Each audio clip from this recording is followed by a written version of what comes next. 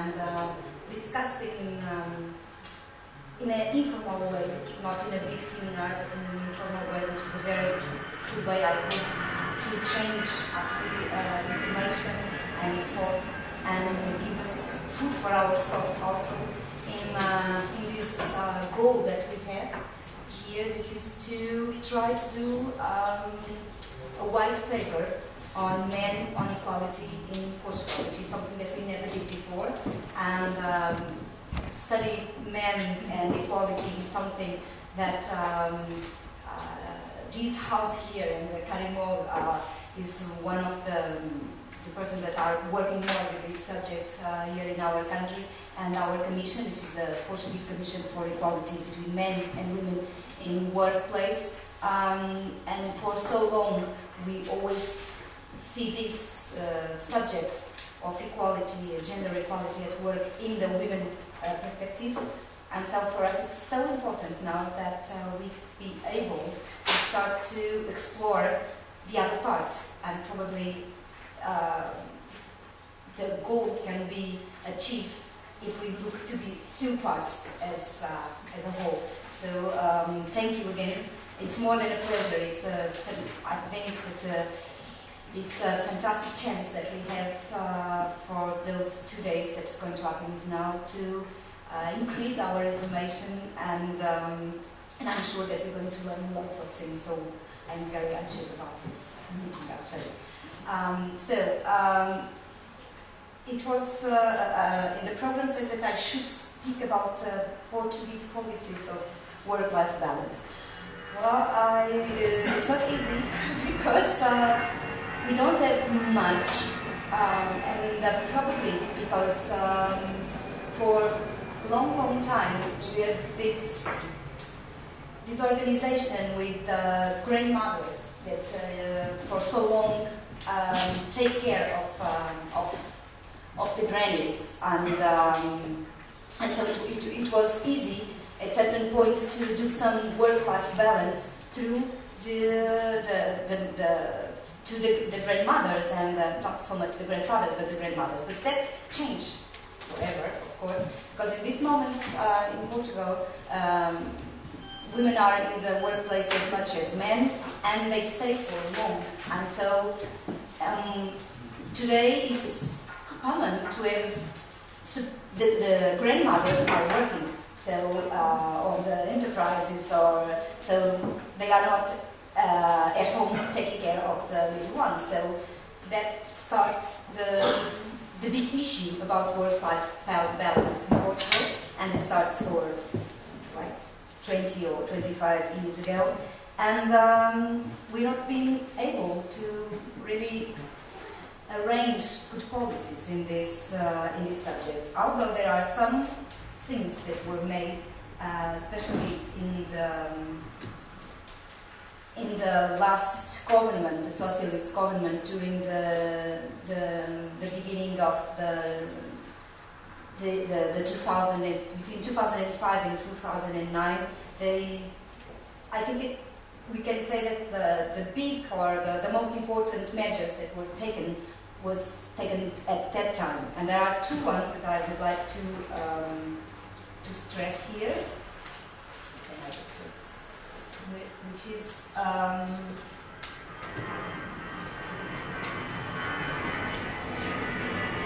the preschool child care enrollment in Portugal that was tripled in the last decade, and it's because at a certain point they developed a public program to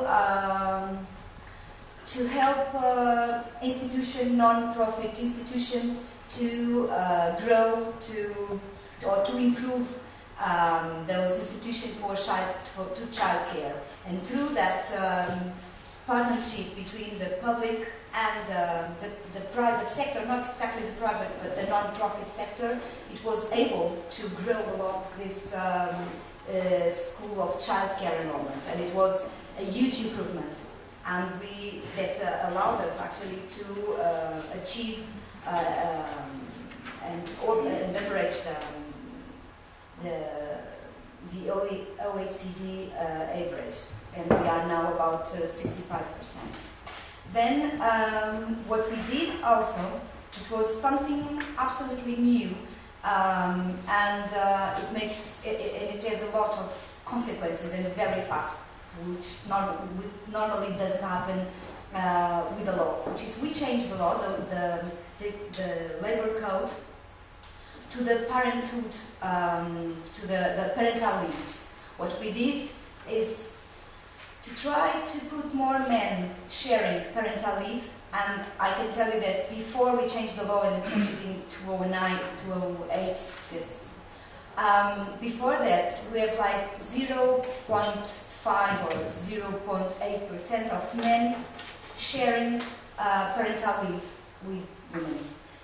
And when we did this new thing, which is very simple, the recipe was to pay more to the couples, and don't need to be married or even living together, just be the father and the mother of the child, pay more and give more time to those who share. So it's kind of a price. If you share, we give you more money, so Social Security gives more money and give more time. And at the time, loads of people criticized this idea, especially women. Says, well, no, it's like it's more important. If it's a man, do you think it's more important than a woman? So you pay more. I think this is not a very good approach and everything. And at the time, we made a lot of struggle to get on with this idea, and we did it. But I was there, I was working in this new idea, this new law, and I remember I was pregnant at the time, and I was very excited because, okay, my husband and me, we could use this new law, and the idea at the time, the minister and the Secretary of State was working with us, they always say, okay, and we can do this, because nobody was going to use it at the first moment. I mean, so many noise about this, and nothing's going to happen. At a certain point, the minister was a very respectable person, and I have a lot of admiration for him, and he's playing with me, he says, well, I think that we can call this law, because my son, which called Xavier, it was in my belly, was working, this is a Xavier law, because it's just for you and for your son and your husband, nobody else. And the truth is that I think that I never saw such a law with such an immediately consequences. There on in the year next year, the next year, you can see here that we made a law here in 28, and then it was 1% of men, it's the green one, of men sharing the parental leave, then passed to 10% on the first year of the law, then to 23% on 2010, to 11, 24, 27, and last year 28%. It's coming, growing and growing and growing. Actually, yes, people go sharing more the parental leave, because of course they get more money and they got more time. And because also we have a pay gap problem in Portugal, like in most of the countries, and couples realize that if men have more salaries during this parental leave, you receive more money than when you are actually working, because you don't pay some taxes. So it's more, you don't have so much taxes for social security and for the regular taxes. So when you are in parental leave, you have more money than if you are actually working. So if the man gets more money, of course, you can get more money also if you share and if you stay at home. Like 30, and this is stay at least 30 days. Of course, you can stay more. So this is, this is our big success as a law. But now, maybe, and you can see that we improve a lot in the first 2 years, and now we just improve it's like 1% or something. So probably we are now in this stage that we should have a jump, and probably the jump will come with another law, probably, with something that, I don't know, but we want to hear from you, from your experiences. What can we do after this? And, because we have some problems in Portugal connected with all this subject, and the most important is the rate, the birth rate, that is very, very low. We have less than 18,000 babies born last year. So in this moment, we die more than we born in Portugal, which is a problem. And now the government is saying that something has to be done. We're going to see what. And but the thing is, there's loads of reasons for this happening, but maybe the lack of work-life balance is one of them. And if you see the OECD information that we have, says that Portugal is one of the countries where women work more at home, and the difference between the time that men spend working at home and paid work and women is bigger. The gap between the men and women at Portugal in this subject is one of the higher from the OECD. And what we see is maybe this is connected, one thing with another one.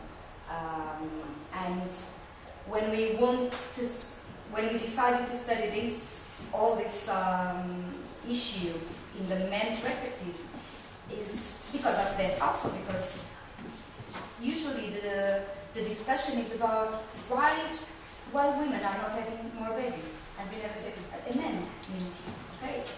And so this is what we want from you, is to help us to discuss this subject and to give us food for our minds, and for the recommendation that we will do to the government in 2016 when we finish this project.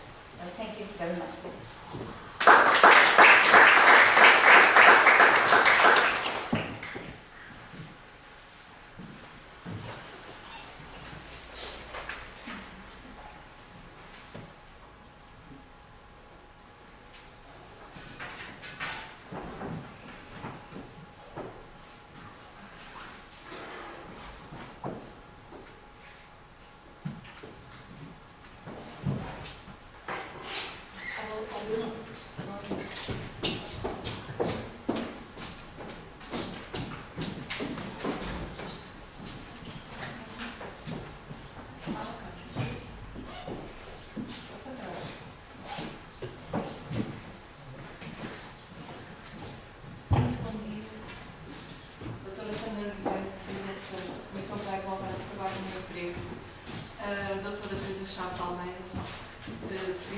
Vice-Presidente da Comissão para a Cidadania e Igualdade de Género. Bom dia a todos e muito obrigada pela vossa presença aqui hoje, neste seminário. Em nome do ICS, queria começar por agradecer a parceria e a colaboração entre a CITE e o ICS. É uma parceria que muito nos honra e que nos vai permitir desenvolver este projeto ao longo de 2 anos, de facto, não é? Sobre os homens e a igualdade de género. Queria também dirigir um agradecimento especial aos representantes de organismos públicos, de associações, de família, sindicatos, senhoras deputadas também que vão estar aqui hoje. Obrigada também por estarem aqui connosco. A vossa experiência, o vosso conhecimento do terreno é essencial para criarmos um diálogo entre a investigação e a sociedade e para termos um debate público à volta destes temas. Portanto, muito obrigado também pela vossa presença. Agora vou passar então para inglês. Good morning, dear friends, dear colleagues. It's a real pleasure to have you here today with us. Thank you so much for coming. I hope you will feel well here at ICS. And I'll just, well, I have to say that there's one person that won't be with us today, that is Ingolfur. He was taken ill 2 days ago, so but we hope it's not serious. He fainted. Anyway, we'll be in touch with him, but he won't be with us. Otherwise, I think we're all here. I would also like to thank those that came from very far away, like Heideki from Japan and Andrea from Canada, who made a special effort to be here, and also those who are very close to the date also made an effort, like Fred Devon and Laura Bernardi from the University of Lausanne. Thank you very much for making this effort to be with us today. Well, just to start, maybe I would like to tell you a little bit about the project that promoted and funded this workshop, and also a little bit about our project. Okay, so the project that funded and promoted this workshop is called Men's Role in a Gender Equality Perspective. It's funded by the EEA Grants, and it has as a national partnership between the Commission for Equality and Employment, CITE, and ICS as the research partner.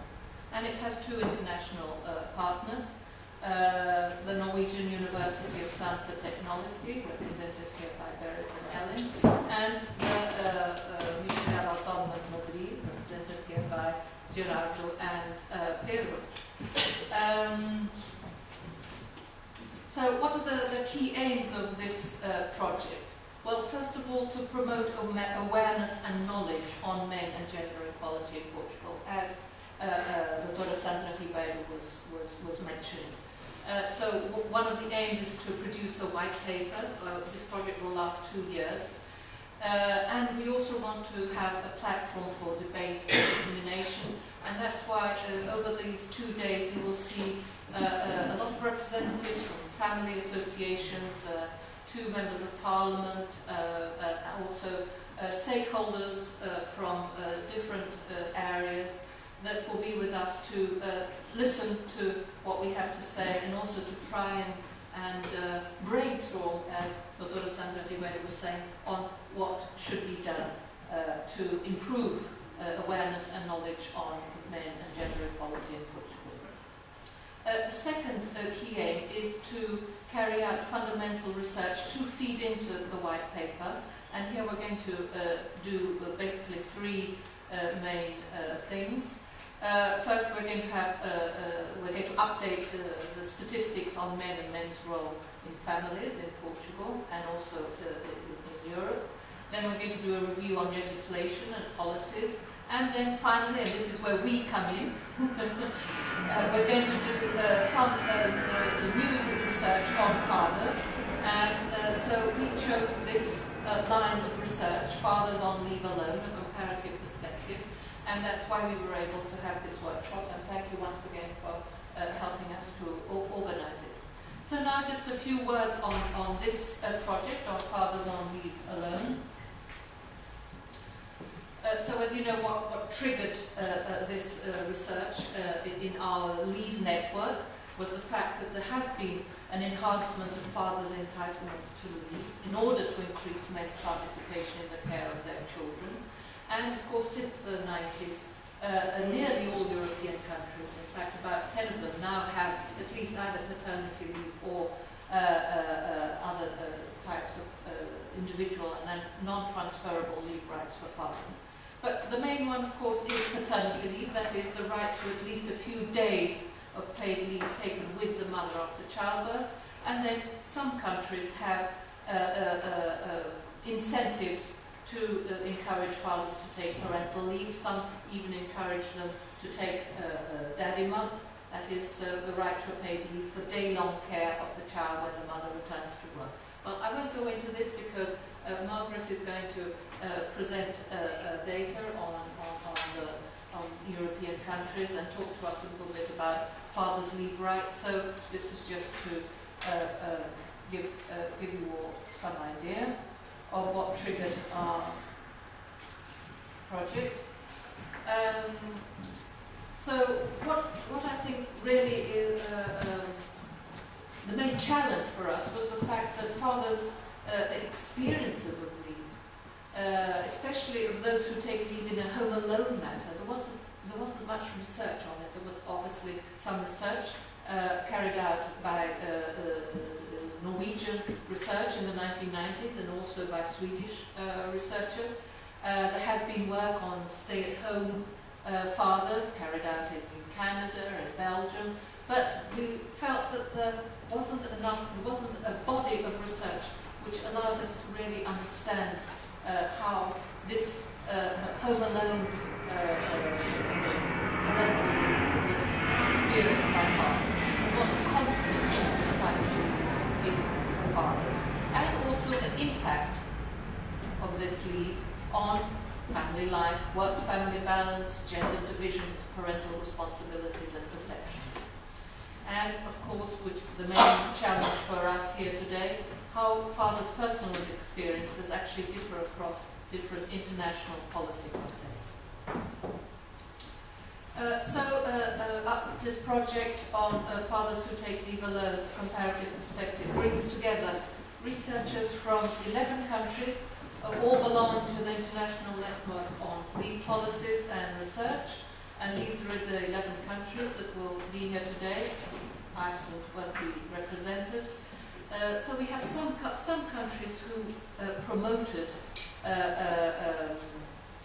new policy architecture in relation to the sharing of parental leave, and others that are still hesitating, such as Switzerland, for example, or Japan, And so it will be interesting also to see how fathers who actually take up leave, either in a private form or because there's a policy in that country, how it's different to take leave in these different policy contexts, what this means in terms of negotiation with employers, in terms of the experiences of parental leave. So the common purpose of our project and of this workshop today, to study the lived experiences of fathers taking home alone leave in different country policy contexts across Europe, North America and Asia. We have a common qualitative approach, so we all carried out interviews with fathers who experienced taking paid parental leave to care for a child, and the criteria of inclusion for the fathers to be interviewed was that they should take a leave in a home alone manner, but of course we have in some countries they only take part-time leave and others they take full-time leave. So this home alone manner means that the mother is working when the father takes leave. They should be on leave for at least 1 month, preferably full-time, but as we were saying, they may be on part-time leave as well. And we decided that the child would be preferably below age 1, but maximum age 3, and of course the father could be of any age. And we based our qualitative approach on a recursive sampling strategy, but aiming at some diversity of fathers, so trying to bring in different sectors of employment, levels of education and income levels. And we also had a common interview guide, which was first tested in Portugal, and which was then adapted in each of your countries. And basically we had 6 main topics. The first part of the interview guide was on leave itself. So fathers had to describe how they took leave, why they decided to take this leave, how they negotiated with employers, with parents, and what were the reactions were from their colleagues, from friends, from family, etc. The second part of the interview guide focused on the lived experiences of fathers. So what was it like to be home with a small child, and also to provide day-long care for it, more or less, without female mediation. Then the third topic was on family-work balance. So what was the impact of sharing parental leave on the gender divisions of paid and unpaid work? Were there positive consequences, negative consequences, advantages and disadvantages for family-work balance? And then there was also a topic in the interview which focused on the actual policies carried out in that country. We asked fathers to say what their perceptions of the ideal scheme for fathers and for mothers should be, and also to evaluate the actual policy architecture in their country. And then finally we had the topic to tap gendered identities. What is it to be a father? What is it to be a man? How is this changing? And how does it relate to the social construction of motherhood as well? So those were the main topics, and of course then we had data as well on questions on the family profile and professional background of the fathers. So I think with this we have a quick overview of what we all did. Some of us have done more interviews than others, but I think we've all, at the present moment, we all have all carried out some empirical work. So now, so that we start talking about our data, I'll just go through the program. So as you know, we'll start today with 2 keynotes. The first keynote by Jeanne Fagnani on family balance policies and promoting gender equality. Are they sometimes at odds? The case of France. And then the second keynote by Margaret, Fathers on Leave, the project in the context of current policies and practices. And then the next 2 sessions of our workshop, this afternoon and tomorrow morning, will be on national case studies. And then we'll finish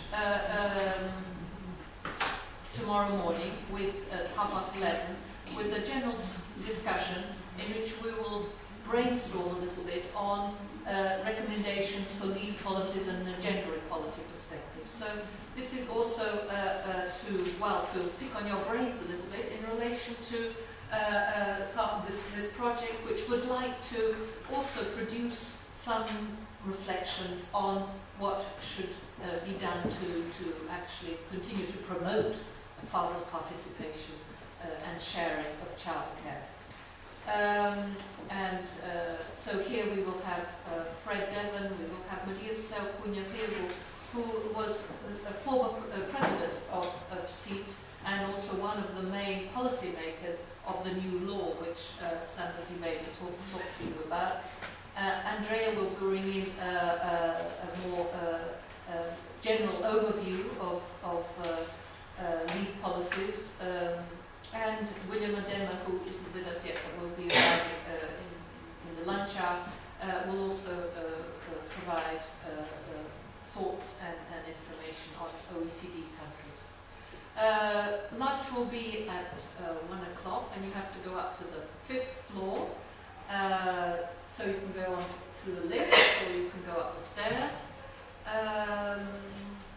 I don't think this. I think that's all. So I think we can go on to the next session. Yes. So thank you very much.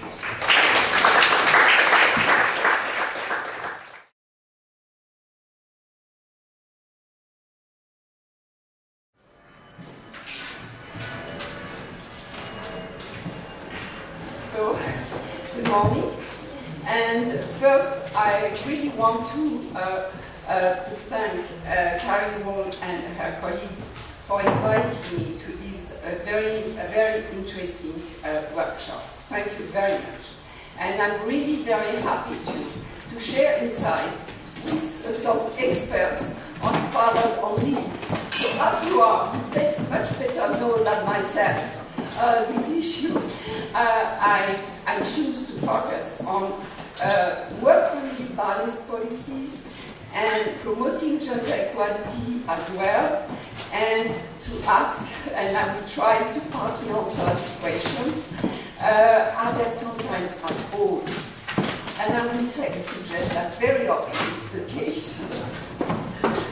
So, the focus on my presentation will be on this subject, and I will try to show that there might be odds, especially when policymakers either turn a blind eye to the outcomes of measures supporting work-life balance on gender equality, or don't pay attention to indirect discrimination, or because they don't know how to tackle the enduring gender asymmetry in family involvement, or simply because they are in accordance with their own beliefs.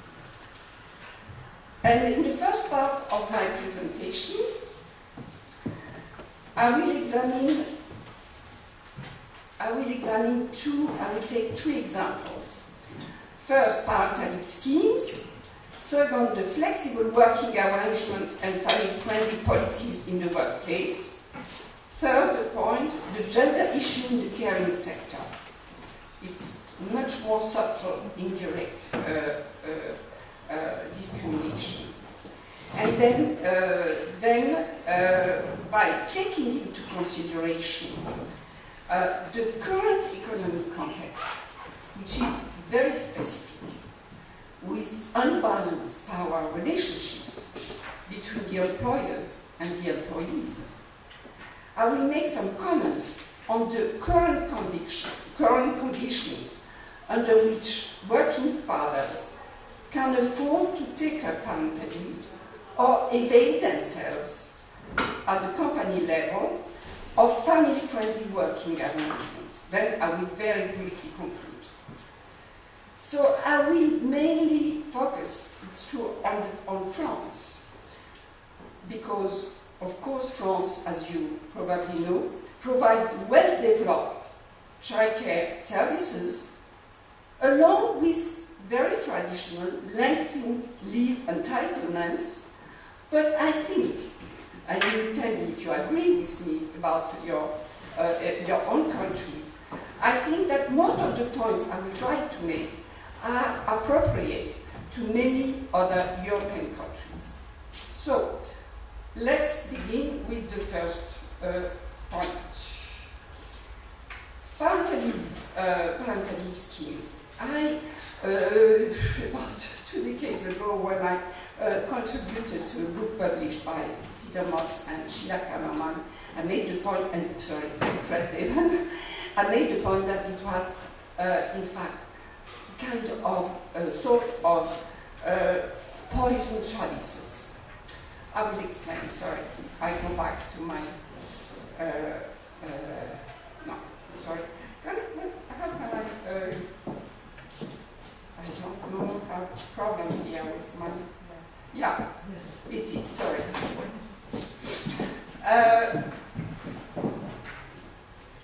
Yes, you know, of course, that across Europe is the notable exception, always the torchlight of Europe, of the Nordic countries. Most of the family-friendly measures target more or less implicitly, or even sometimes explicitly, more or less mothers, and are gender neutral in theory only. Policymakers, of course, they pay lip service to this issue because it is kind of politically correct, but in fact, it's just gender neutral in theory. And France, of course, provides an ideal case study illustration and is representative of the unintended or simply adverse outcomes of these measures when they are put into practice. First, so take the example of this parental leave. In France, 98% of parents are on parental leave are mothers, and Daniel will, of course, very well explain all the phenomenon. In Germany too. Of course, in the Nordic countries it's a little different, but in Germany too, where great strides have been made since the adoption in 2007 of new regulation on parental leave promoting gender equality in this field, mothers still account for the majority of recipients of the Elterngeld. So policies providing state parental leave laws, I think it should be mentioned that you know that, they certainly foster, they contribute to higher levels of mothers' employment. However, as long as men's take-up of these work-family provisions remain low, the picture will remain mixed and ambivalent. So, I think that these family-related leave schemes can be viewed as something of poison chalices when actually put into practice. Why? First, they maintain and reinforce the traditional gender division within the family. When the mother stops working, or even work only part-time, and I could observe that a few years, more than 1 decade ago, it's exactly the point. It reinforces the traditional gender division because the mother does not feel legitimate to ask the father, who is working full-time, to share more equally household responsibilities. And Jeanne Lewis stated very well that a decommodification for women is likely to result in their carrying out unpaid caring work. Second, it contributes to the maintenance of gender discrimination, and that's very important as far as gender equality at the workplace is concerned. It contributes to the maintenance of gender discrimination in the labor market by establishing asymmetrical professional trajectories within couples. Even when you take a very, very homogeneous couples from a socio-professional point of view. One of them stops working or reduces or scale back of work, then you put in place an asymmetry, the beginning of asymmetrical professional trajectories. It also reinforces, and that's also very important, and I think not enough taken into consideration by many studies, but it's very effective, reinforce employers' prejudices towards female workers. Thank you. Female workers, they assume that women, mothers, they're anticipative. Of course, it's not the case in the public sector, but in private sector. They anticipate that they assume that the mother, the women with children, the women in general, especially if they are in their childbearing age, that they would be less committed to their work and less willing to pursue career. And many employers maybe, and are in fact, especially in the current economic context, are reluctant to hire young women because they anticipate future absences from work. And in the same vein, Harrison and Stenkula, for example, just to give an example, analyzed gender differences between the Nordic and Anglo-Saxon countries, in particular the share of women in executive positions in the corporate sector.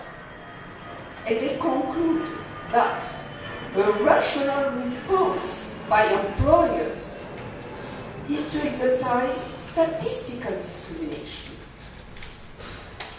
For instance, and I think the example is quite interesting because we always consider that Nordic countries are the best models, but even in Nordic countries, these authors maintain that Swedish employers know that women take some 85% of total parental leave, that there is a significant likelihood that they will work less after childbirth, which is most of the time true in Sweden, in Nordic countries, and of course in other countries too, that they will work less after childbirth, and that they are also far more likely than a man to exercise the parents' unconditional legal right to work part-time until the youngest child turns 8. And as a result, the individual woman aiming for an executive career is less likely to be offered the first job that puts her on a career track with great inherent potential. Indeed, the US, where there is no legal access to parental leave, these effects are not present or much weaker. And it's true that, there is an observation to make about this country, about the US. Gender discrimination on the labor market, the vertical discrimination, and even the horizontal is much weaker than in the European countries. So their interpretation of Harrison and Stenkula are in accordance also with those of the research carried out by Mandel and Semyonov. They wrote a very famous article, who in the study of 22 countries argued that forms of paid leave can have negative outcomes on women's employment, and that countries characterized by progressive and developed welfare policies tend, it's true, to have high levels of female labor force participation, along with a high concentration of women in female-type occupations, which very, very often is going hand in hand with low-paid jobs, low-qualified jobs, and low female representation in managerial occupations.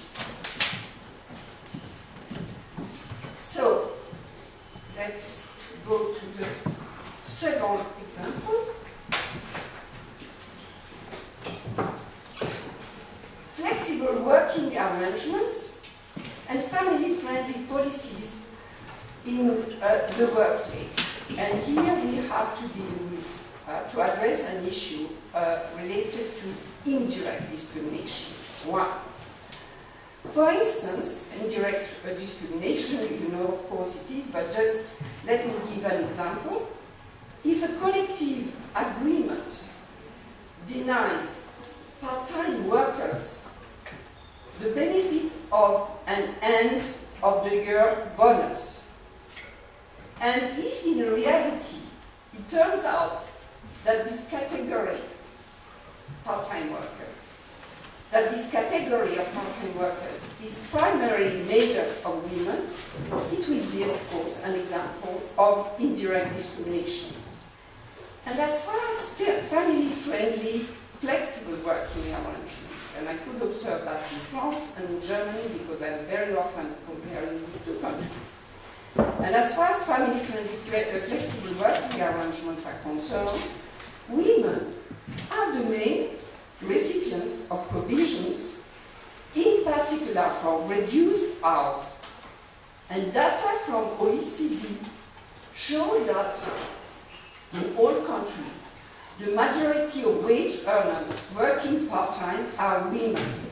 And here is the graph just illustrating what I am saying, showing the importance of incidence of part-time employment, the huge difference between women and men. Sorry, the color is very, very, but you see the difference between the both genders in all countries, even the Nordic countries. So it is certain that the persistent influence of traditional values is here at stake. But when men want to avail themselves of the right to family-friendly measures, in particular in the current economic context, where the power relationship between employers and employees are very unbalanced in the private sector, and almost in any European countries, especially in countries like France, Portugal, Spain, where unemployment rate is very high. When the men want to avail themselves of this right, they often have to come to terms with the reluctance or even the resistance or the refusal of the employer, even if it is statutory to provide the workers, these men, with this right. So, just a consideration, it's just to put proposal to you, but I try to think about this resistance, reluctance, which is particularly strong in our current economic context. Which assets and resources fathers need to have when it comes to negotiations with the employer on this issue? I think first, if they work in the public sector, of course, especially in France, where they have an open-ended contract, they cannot be fired. Maybe sometimes if they keep their order, they will be fired, but that's not always sure. Anyway, it's a very protected legislation in the public sector. So working in the public sector, where also there are much more family-friendly measures than in the private sector. Second point, if these men, these fathers, have specific occupational qualifications or high-level expertise in high-demand fields, why there is a need to recruit or retain these people. And, for example, Germany is a very good illustration of what I am saying.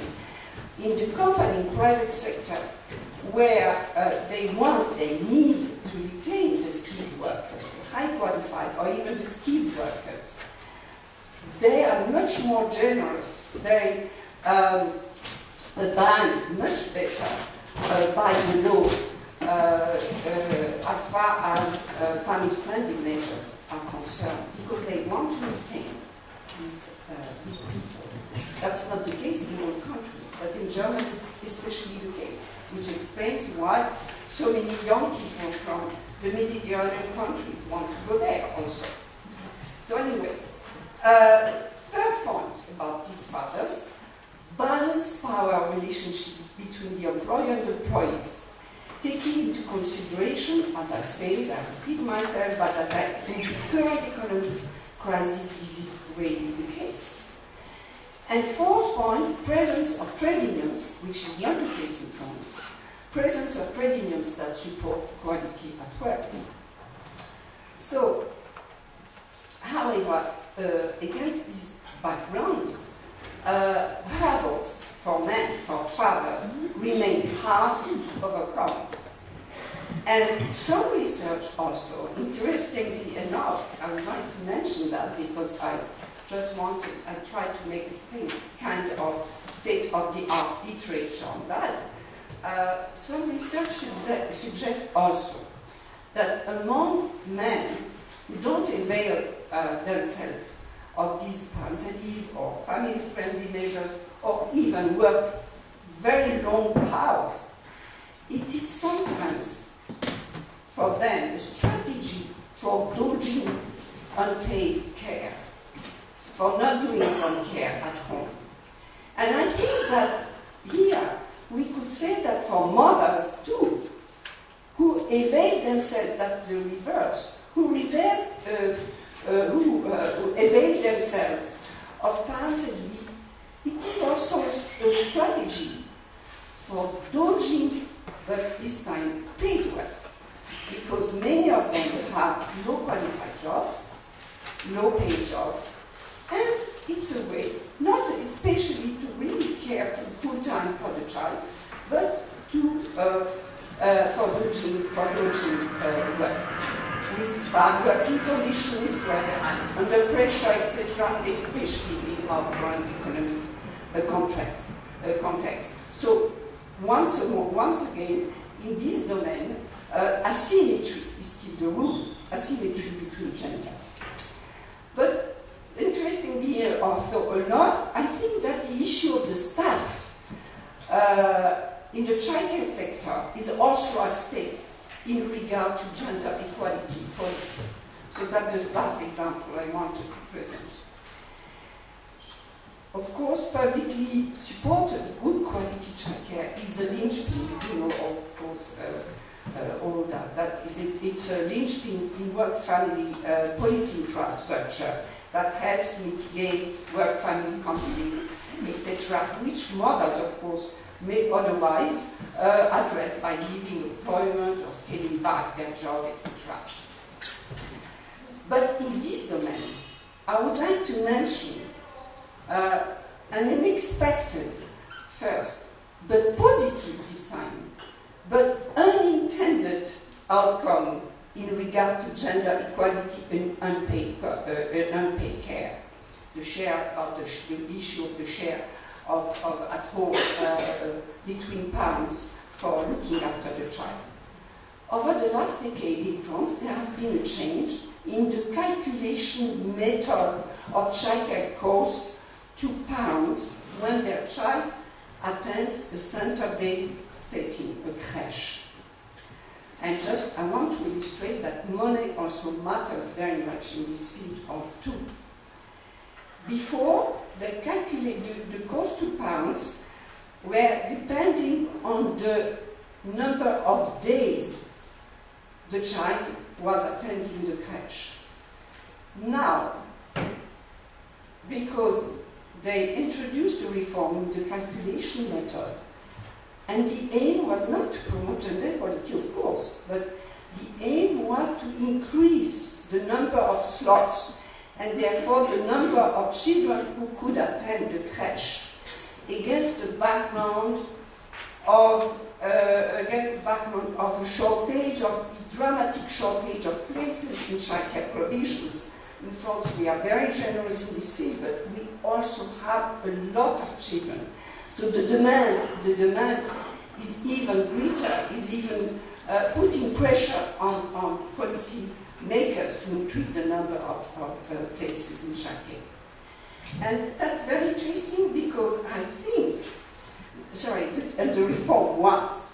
Now, the cost to parents are calculated according to the number of hours the children is attending the crèche per week, the number of hours.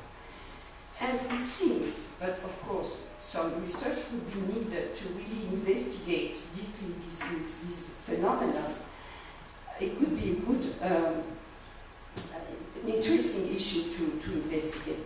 It has resulted in a more equal sharing of childcare between parents, because to limit childcare expenses, parents try to alternate their presence at home to look after the child, or even sometimes they elaborate on a strategy to have working schedules that don't overlap.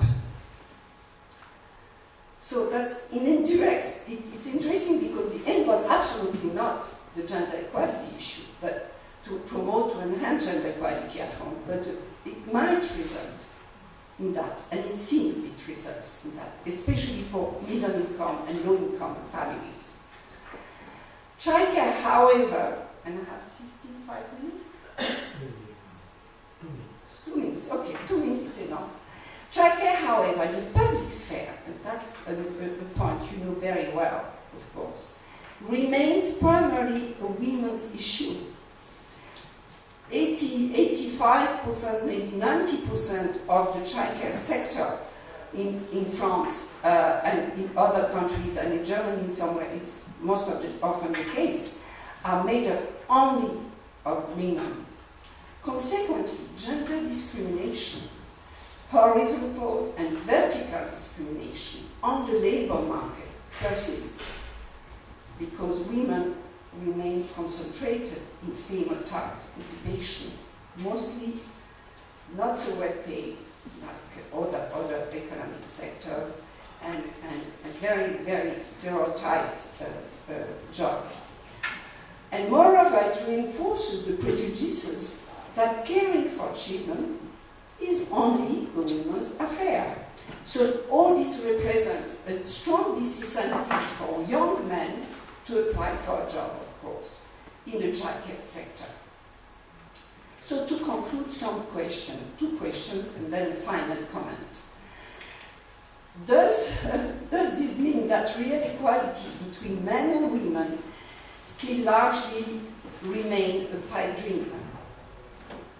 In the current economic context and the near future, it seems that at least the road to gender equality is still full of pitfalls. It is therefore, I think, important to that we, and you especially, because you know we are experts in this field, important that we identify factors that will enable men as well as women to take up parental leaves, reduced hours, family-friendly working arrangements without being penalized in a way or another. And as far as policymakers are concerned, I think that the best way to limit side effects, if they really want to enhance gender equality, and would be for these policymakers to adopt, which is rarely the case, to adopt an integrated, comprehensive and holistic approach in regard to policies aimed at providing support to working parents and to promote at the same time gender equality. Thank you for your attention.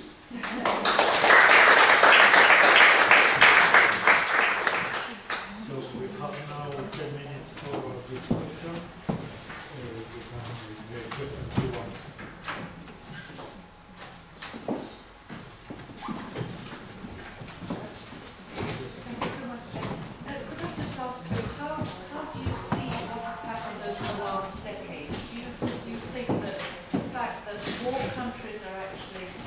Changing their policies in relation to parental leave has had any effect, or has this enabled more fathers and mothers to actually share care, or from your perspective, is the resistance in other aspects of society, such as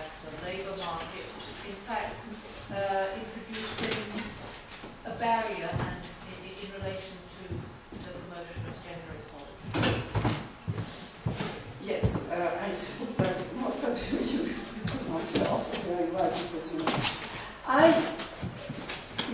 once again, you have, it varies according to the countries.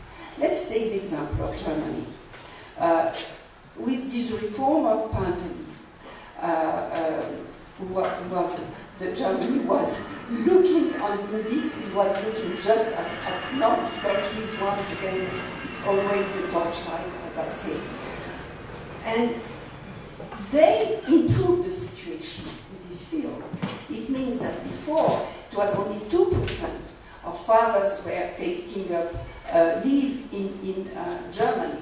And now, we must observe that it's true, the situation is much better compared to the period before the reform of the Elton Gate was introduced.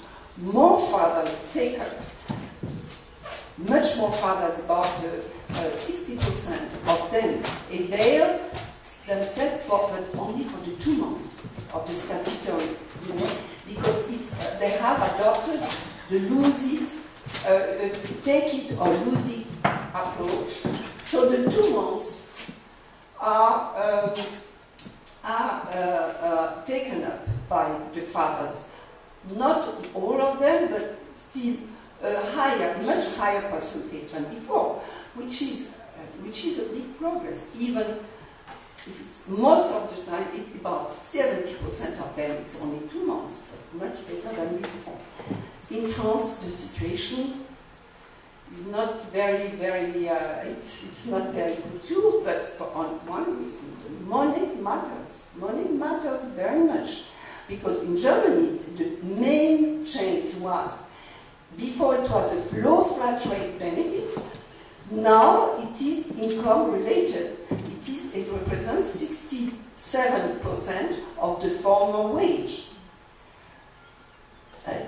And the employer can supplement the difference between the 68 to 67% and the full wage, if they want to, if there is a collective agreement or something. In France, the point is that it's always a flat rate benefit and low flat rate benefit. And as you know, everywhere, about, let's say now there has been some change, but between 80–70% of the couples, the men earns more than the women. Before it was 100%. Now it's a change, but still. And so they cannot afford, even if they would like to. Daniel will develop this point. So I think on the long term, over the last 2 decades, there has been some progress. We have been moving, but it depends where. So I think we have to be. Yes, thank you, Jeanne. I wanted to comment on what you mentioned about the gender segregation in managerial positions, and that in the US, the gender segregation in the top positions is lower than you can see in other countries in Europe, which is right. But I think it's also important to take into account that they don't have the idea of the symmetrical family sharing in that country. They outsource in those classes. They outsource the care for children to nannies, and there is no paid parental leave in the US. So they're not in the same, and there is a great discussion now going on the web around this. So I think it is important to also focus on that they don't see, or as yet, they don't see parental leave as a solution to caring. It's outsourced. for these groups. I comment on that. Yes, I agree with you. That is exactly the same case, the same in France. All the parents who are working, who are, both parents are on the labor market, they all outsource their childcare too. But either it is in public provisions or in the private home, because they receive very generous benefits when they have someone at home to look after the child full-time, so they can both work full-time. And I think it should be the same, I suppose, in Portugal or in Spain, etc. But they have someone at home, staying all the time, all day long at home to look after the children, and both parents are career-oriented and working outside of the home, so they are also outsourced. And I think the difference with the US is that in the US, the employers, but it's not, it is unintended consequences.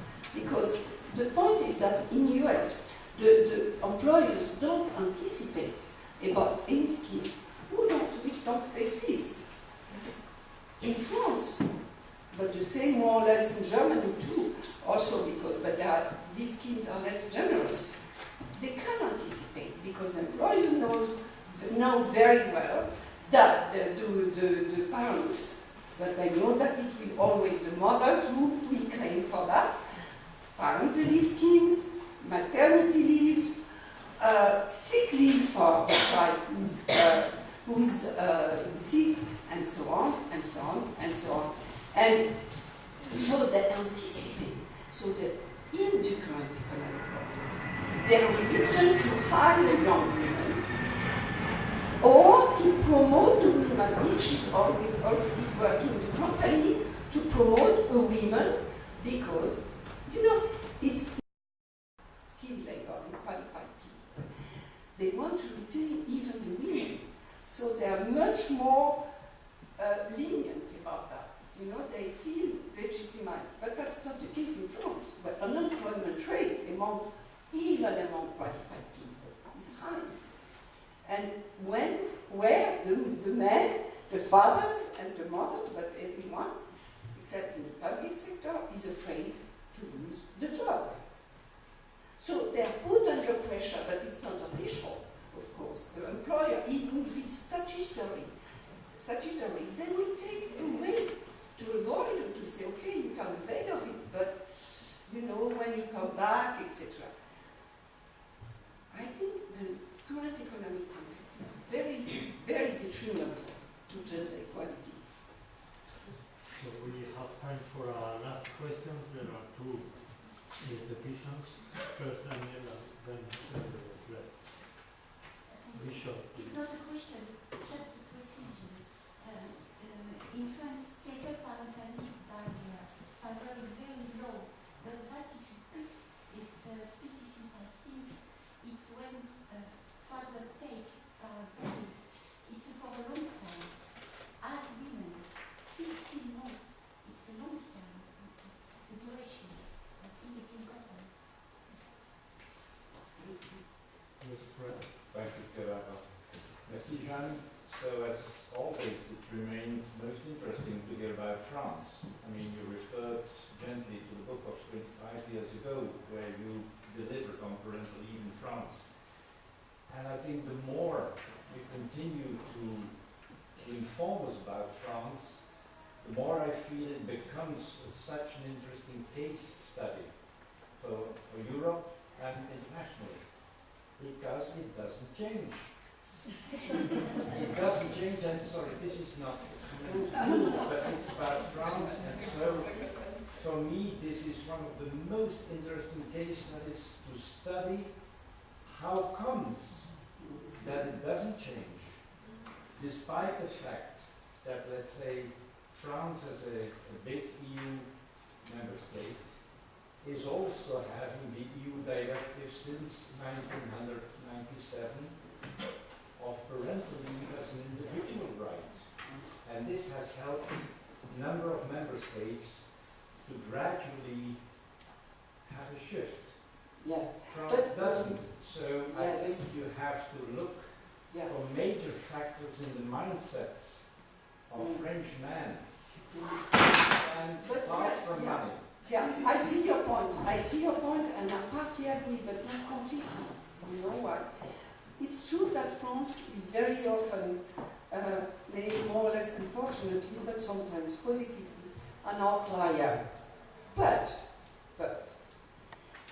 I admire very much the models of the Nordic countries. But when I look deeply in the data on Nordic countries about horizontal discrimination, vertical discrimination, I look at the data of OECD on gender equality index. I'm sorry,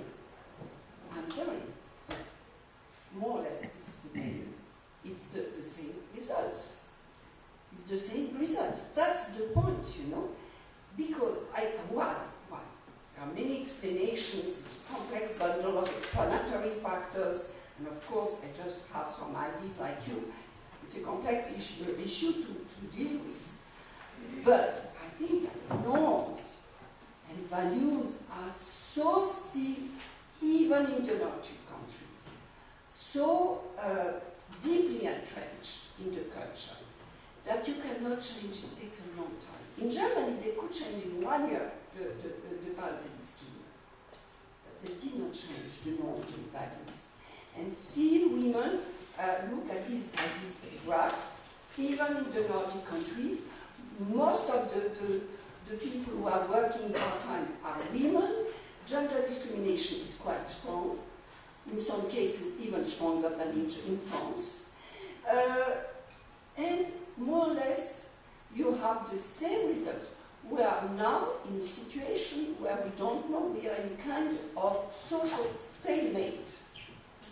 We don't know how to go out of the box because the norms are still so strong. And I think, but that's just an hypothesis, that in the current economic context, people and even the couples, they are not concerned about. They are very much under pressure. They have some working conditions who are very difficult, and the norms don't change. So the Nordic countries, okay, it's much, in many fields, much better, especially social inequalities are very much better than anywhere else.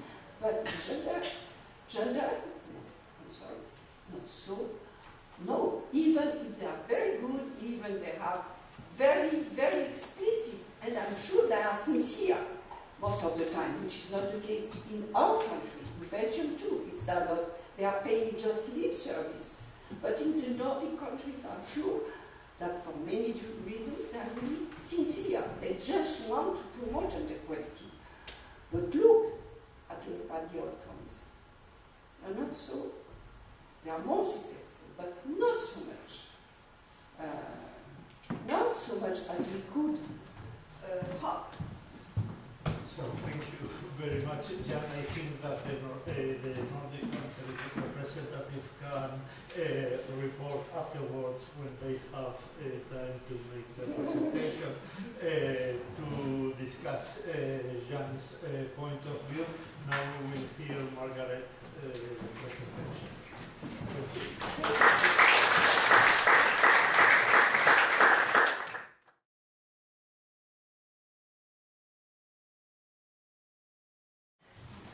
Okay, thank you very much. Karin, my dear friend and colleague, for inviting me to speak to you this morning. Thank you very much to the Institute of Social Sciences here at the University of Lisbon and the funders, the Commission for Equality and Employment, and also my dear friends and colleagues in the room from the International Grant and Leave Network. Great to see everybody here. And it's also really fortunate to be to come after Jeanne, because I think I'm going to be a little bit more optimistic. However, I might be being naively optimistic, because listening to what you were saying, I was struck by how much literature on fathers and leave is maybe overly optimistic. But let's get back to that in discussion in terms of impact of leave. What I'm going to to do. I was thinking how to talk about this issue with my friends in the room here who everybody's an expert in their own country. And what I thought I'd do is reflect on what we know at the moment and what we don't know, basically. And this talk is not going to be exhaustive about what we know. It's going to look mainly at, I suppose, more academic considerations about the data, about empirical studies on the impact of fathers taking leave on the well-being of children, family factors. Not so much research is going on actually on the impact on the workplace, although I'm sure we'll hear from colleagues over the next couple of days on that research. So the first point I want to make in terms of what do we know, actually going back to, we should have done another slide before that. I want to make a point actually about maternity leave and male targeted leave generally as being not an ILO, International Labour Organization entitlement, that actually, if we look at the international profile, we have obligations, recommendations on maternity leave in terms of health and safety issues and parental leave, but no mandate internationally for paternity leave. And that's interesting in itself, and we can actually be mindful of that when we think about the evolving profile internationally. And I'm going to use two slides, one from Jodie Heyman and one from OECD, to make a point about the evolving nature of data on profiling parental paternity leave and targeted leave for fathers. And the point I'm making actually is quite hard to get reliable data. I'm not mean to be critical of Jodie. Her work's superb, and this book, Changing Children's Chances, is a really fabulous text, but she has a great visualization as well of a whole lot of indicators to do with economic child well-being and so on. And we need more indicators like this map, this visualization. But when you look closely at this map, which Jodie does use quite a lot, there are some major errors in the map. I mean, she, for example, if we look at my own country, the United Kingdom, the map is suggesting that the UK has paid leave for fathers of 14 weeks or more. Well, we don't. We don't, do we? We don't. We don't have that leave. But it's not paid. It's not paid. So in terms of the legends on this script, the two dimensions that are very important when we look at leave, as colleagues have been suggesting, are whether it's paid and the duration. So it's a great visualization, and it does show the global north having more than the global south. But the point I'm making there is more an academic point, that when you drill down, it's really hard to capture this evolving, changing picture in relation to leave, particularly for fathers. So, and actually parental leave is occurring, paternity leave and men's access to parental leave is becoming much more of a policy issue in the global south, particularly in the east because of fertility issues, but also labour market issues, gender equality more in Latin America. If we look at another way of representing profiling fathers and leave, and I think this is a really good way of, OECD, it's not here yet, but this is a very interesting summary of status quo at the moment, examining, you can see it at the back, trying to encapsulate average payment level and duration, total weeks of paid leave for fathers, and especially examining the very significant leave that can't be transferred to partners. And what's good about this particular visualization is it shows Luxembourg actually as being the leader of the pack that's holding the torch, as you might put it, above, and actually Portugal coming there a second. So this is trying to capture the average payment rates and the duration together in the same visualization. And for instance, the way that colleagues in OECD have done this is that they've combined the high rates of them. For instance, in the UK, we have we don't have any high rates for fathers, that's why it's right down at the end, but for mothers, we have 90% income replacement for the first 6 weeks, and then a flat rate for the rest. So what they've done here is have a similar model for fathers, and when you use this for the income, the average income pay, averaged over the duration, as well as the total number of weeks, we do see this profile emerging. So the point I'm making, though, really, for this audience, is there are different ways of visualising and capturing fathers' access to leave, and particularly the best leave, as it were, the high-paid leave. And we always should drill down and look at the methodology. We'll come back to this. What do we know? The next point I want to share with you is really the blossoming of empirical studies over the last 10 years, and more, actually. I mean, the Nordic countries started paternity leave, well, in the 70s, but there's been a blossoming of work, special issues, books, comparative studies, on the implementation, on the impact, and on the experiences of projects, more about the latter domain. And I want to just give examples to the group about some of the results from this work.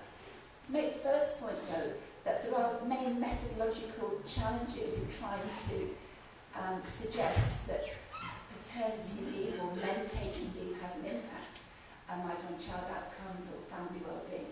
If you're taking a sort of simplistic cause and model, you need to control for many interacting variables, such as amount of investment in child welfare policy, gender equality policies. I suppose many of us might think that, or hope that, men taking paternity leave is like a magic bullet that's going to transform family life, gender equality. Well, no, it's only one part of the jigsaw, and it's a very powerful part, symbolically, politically. I think many politicians use it both in good faith and maybe in less good faith to show they're modernising their family policy, work policies, and indeed, wish to have better roles of gender equality in the home and the workplace. But to actually establish that there are causal effects of men taking leave is actually quite hard to do, and I know many in this room are trying to do it. So I'm just going to now give an example of some of the studies out there that have tried to show impact. I've actually chosen the impact rather than the implementation. I've mentioned a bit about experiences at the end, because I know later on we'll be drawing on our own individual country level material on experiences. But of course the Nordic countries, and Norway is used a lot by economists in particular, to show the impact of before and after type of experiment. The natural experiment model is used to suggest that actually the very existence of the father's quota in this case had an impact on division of labour in the home, by quite a specific impact by controlling further variables. And in this model, economists from Gothenburg actually, they looked at men who had their last child born in the year after the quota and compared them to men who had their last child just before the reform, so quite close in time, controlling for lots of other factors. They were able to suggest, in their paper they do, a causal pathway from introduction of the leave to lower levels of conflict about household division of labour. And the one indicator where they found change in men's behaviour was washing of clothes, which actually is an outlier normally in gender division tasks. It's the one that men don't tend to do as much as women. So I think that's a very interesting piece of work. Norwegian scholars may want to comment on it, but we're economists, not sociologists. So that means that it's a certain disciplinary model that they're adopting. There's a lot of interest also on the relevance of duration, the sequencing of the duration factor, because Many of the epidemiological studies use the variable of just provision if a leave is provided in the country. They don't actually, it's very hard to track if it's used. And that's the problem that we see many policymakers have. You can have a new innovation, but you never use it. And the scholars here in Norway and also some Australian researchers using longitudinal cohort study in Australia. But in Norway, it was an experiment looking at registry data. And Regin study, again, economists, found that just 4 weeks exposure to the leave quota for Norwegian men was associated with a decline in their earnings over the next 5 years. So the decline in earnings effect we noticed for mothers' income, they're suggesting that it's happening for fathers in Norway.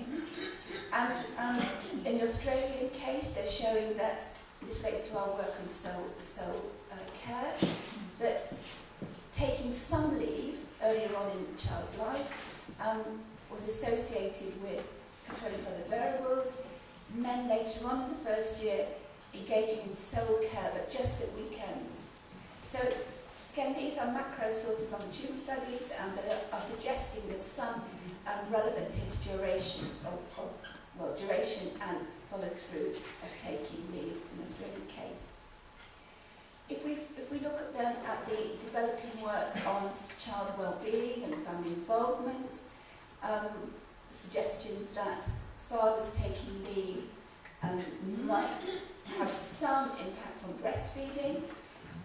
This study is from Sweden. I'd be interested in what Anne-Sophie has to say about this one, but high quality journal, etc., etc. What they've found is that Swedish infants whose fathers didn't take paternity leave in the first year, must be quite rare fathers.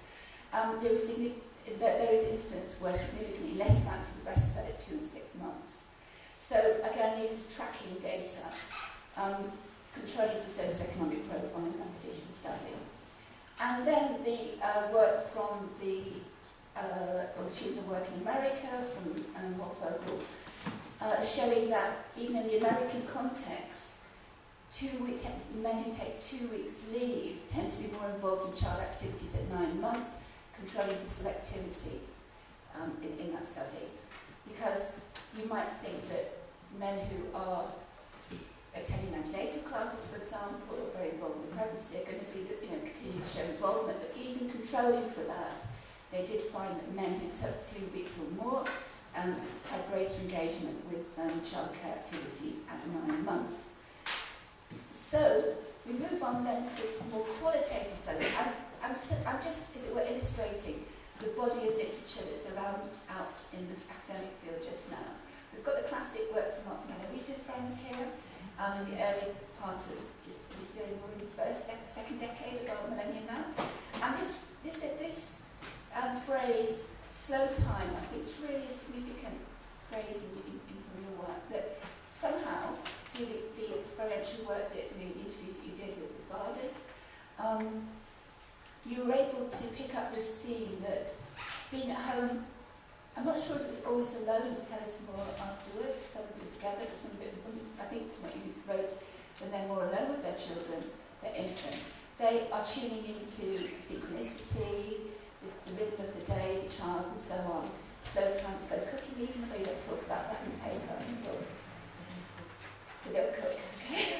But there's interplay more with the infant and the child life.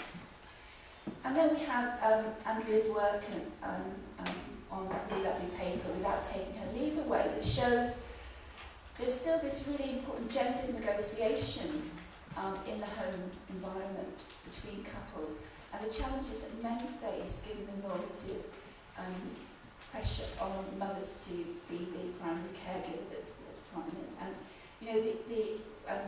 Catherine will talk about this in the UK data afterwards, that how can men be home alone or care more for their children if it means taking that experience away from their partners, particularly in a country or culture where it's, caring for a child is very much a primary identity for mothers. I know Canada is shifting, but still, that study I think really showed the challenges that couples face at this time.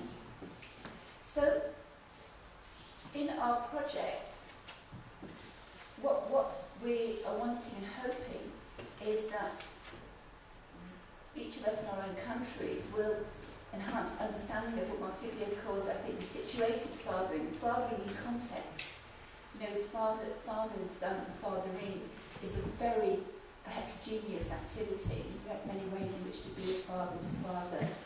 Fatherhood is very much constituted in terms of culture.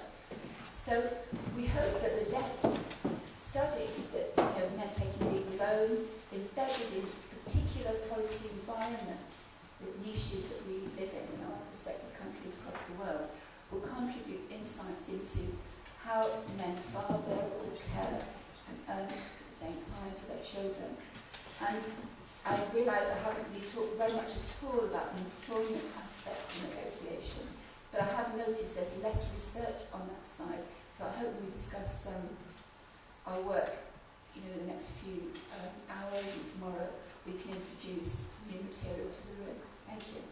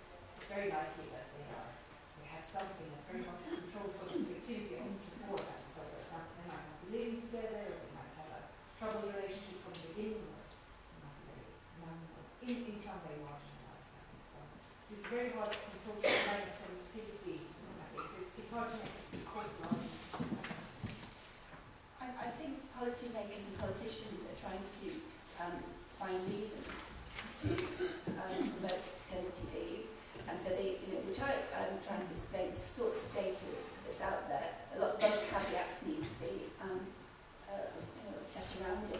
But we know from all the work on maternity leave and women taking leave up to about 14 weeks, a lot of gains on breastfeeding.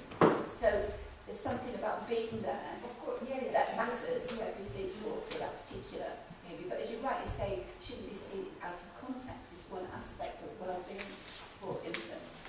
And indeed contested, because there are different ways to be paid back every year.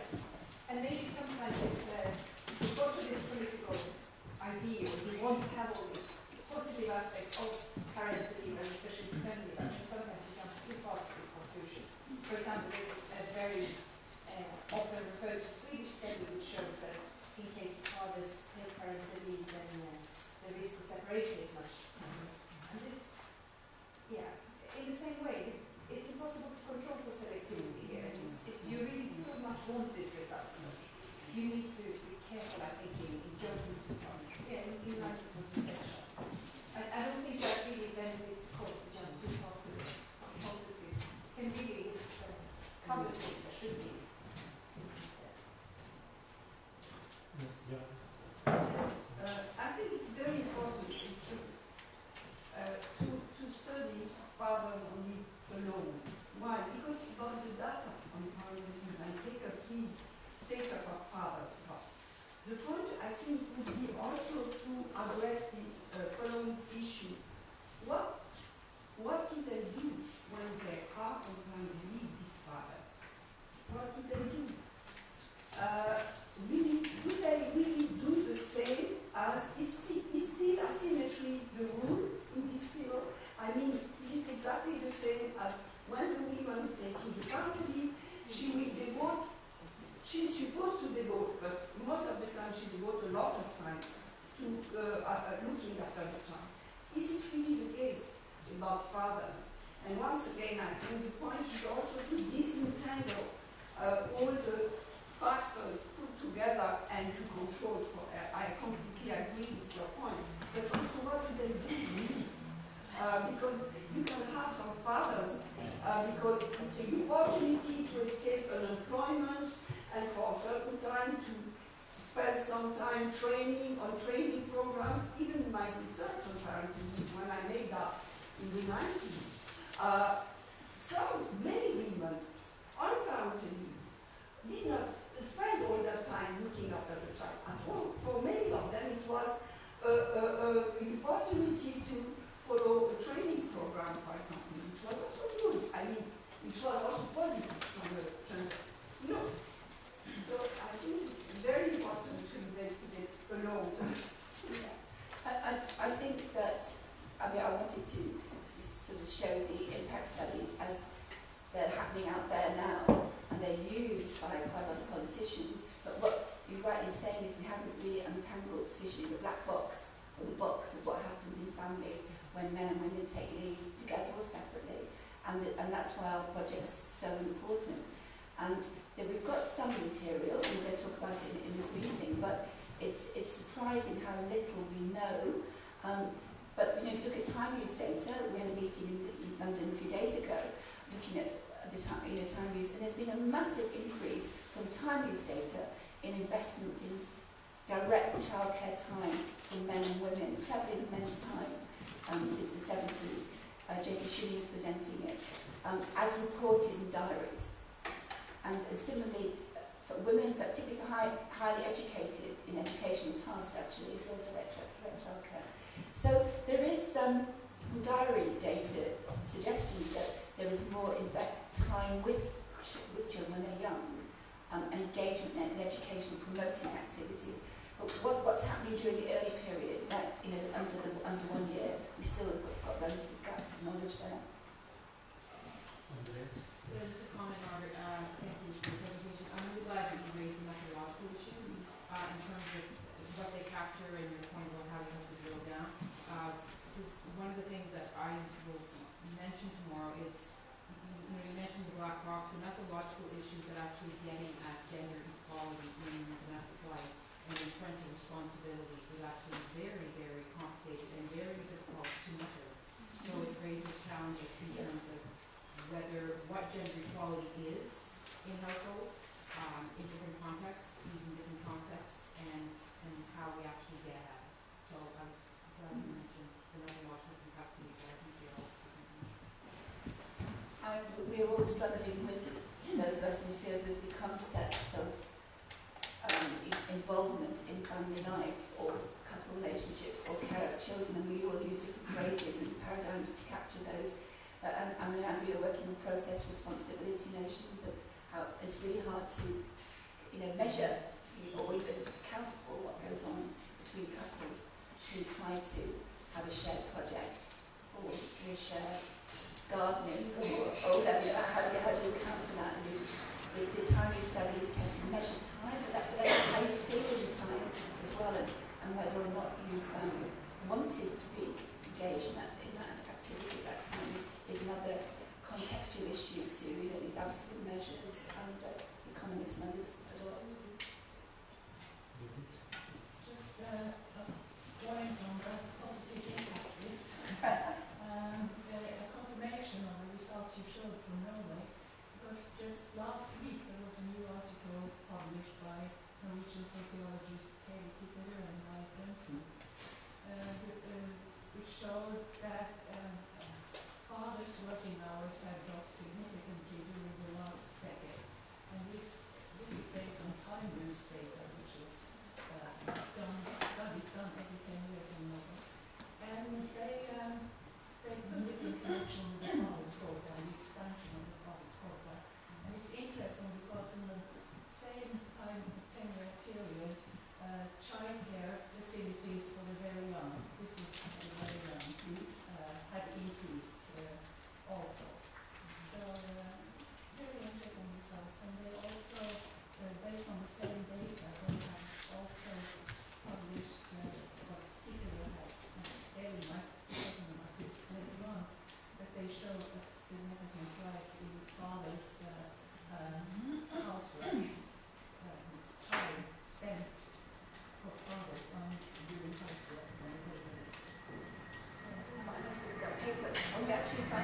we're doing a project in Britain on modern fatherhood, and we've been looking at fathers' working hours over the last decade in comparison to other European countries, actually not Norway. And we have also found a reduction in working hours, but to what extent that's linked to recession factor or family policy factors is obviously to be discussed.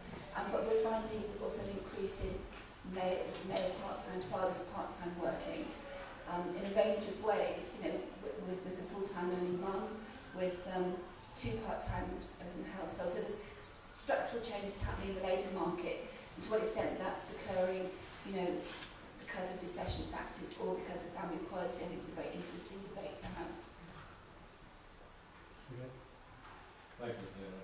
Thank you so much, Margaret, especially for having introduced to us other issues which are related to that. So, couldn't certainly agree more with the importance of contextualizing whatever we know about this and the complexity of it. And also, when you touched upon, let's say, variables and factors at different levels, or from micro to macro level. Policy related, I would think, the importance of remaining aware of the various objectives or goals which are related to, we are adding at what, for whom, for which, from whose perspective. So child well-being may conflict with equal opportunities or employment levels and all that. I think for policymakers that makes life much harder. But I think it's very good to remain aware of that and that there are choices and limits to face. I do think that fathers and leave is becoming a sort of flexible policy instrument to throw at any problem. And you know, I mean, and this is why we need to understand evidential base and the context, as you said. I mean, for instance, it's being used quite a lot now in OECD to help countries deal with the fertility dilemma, I think, as we talked about this morning. And indeed, there's a paper out a few days ago, Wilhelm will probably talk about it, showing an association between provision of the number of days of fertility leave and so a reduction, improvements in fertility rates across OECD countries. Again, is that a simplistic association or not?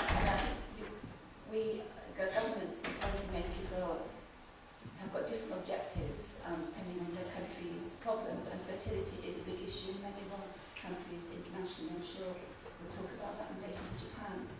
We're 1.97 in the UK just now, which that's our total period fertility rate, which is sort of not too low, not too high, just about maybe right for Britain, I don't know. Some more comments or questions?